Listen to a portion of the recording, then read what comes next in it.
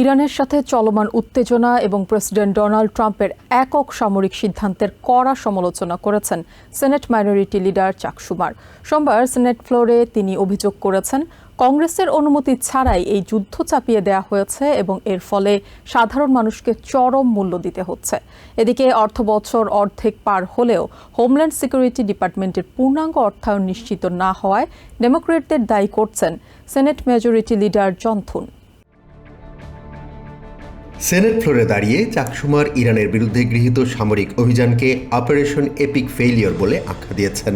শুমার বলেন, সংবিধান অনুযায়ী যুদ্ধ ঘোষণা করার একচ্ছত্র ক্ষমতা কংগ্রেসের, কিন্তু প্রেসিডেন্ট ট্রাম্প আইন প্রণেতাদের সাথে কোনো আলোচনা না করেই সামরিক পদক্ষেপ নিয়েছেন।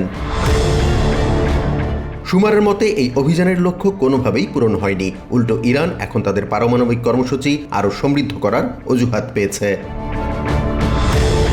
যুদ্ধের কারণে নিউ ইয়র্ক সহ সারা দেশে জ্বালানি তেলের দাম আকাশচুম্বী হয়েছে বলে জানান ডেমোক্রেটিক এই নেতা। শুধুমাত্র নিউ ইয়র্কেই সাধারণ মানুষকে অতিরিক্ত $256 মিলিয়ন গ্যাস বিল গুনতে হচ্ছে বলেও অভিযোগ করেন তিনি।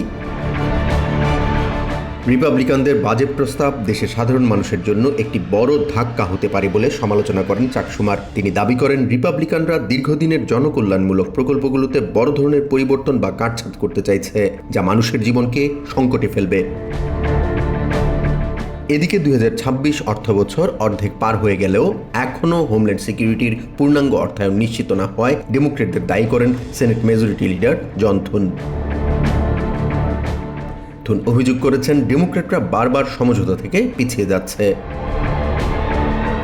থুন দাবি করেন, ডেমোক্রেটরা এমন সব পদক্ষেপের পক্ষে ভোট দিয়েছেন যা অপরাধীদের স্বার্থে যায়। তার মতে, ডেমোক্রেটদের এই অবস্থান জাতীয় নিরাপত্তাকে ঝুঁকিতে ফেলেছে।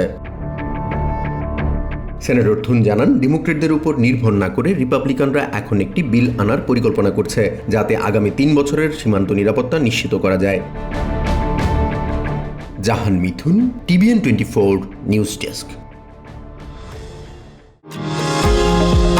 নিউ ইয়র্ক থেকে সম্প্রচারিত TVN 24 টেলিভিশন বিশ্বজুড়ে বাঙালির কণ্ঠস্বর।